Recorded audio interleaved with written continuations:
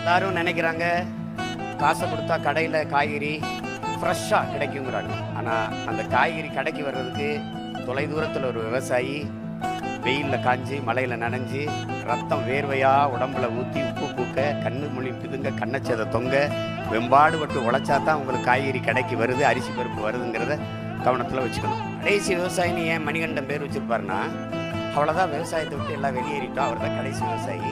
அப்போ என்ன ஆகும்னு நீங்கள் நினச்சிக்கணும். ஒரு நாட்டில் ஒரு விவசாயி வாழ்கிறான் வளர்கிறான் என்றால் அந்த நாடு வாழுது வளருது என்று அர்த்தம். ஒரு நாட்டில் விவசாயி வாழ முடியாமல் சாகுறான் என்றால் அந்த நாடு நாடு இல்லை சுடுகாடு என்று அர்த்தம். உலகத்தில் வேளாண்மையை கைவிட்ட எல்லா நாடுகளும் பிச்சை எடுக்கும். நீங்கள் தொழில் வளர்ச்சிங்கிறீங்க. தொழில் வளர்ச்சி, வேலை வாய்ப்பு, வேலை பார்த்தா சம்பளம் கிடைக்கும், சம்பளத்துக்கு என்ன செய்வீங்க, நல்லா சாப்பிடுவீங்க. சாப்பாடு எங்கேருந்து வரும்? யார்ட்டையும் பதில். விவசாயத்தை படிக்காதவன் செய்கிற தொழில் என்று நினைக்கிறீங்க. விவசாயம் தொழிலே கிடையாது, அது நம் பண்பாடு, நம்முடைய வாழ்வியல் என்பதை நீங்கள் புரிஞ்சுக்கணும்.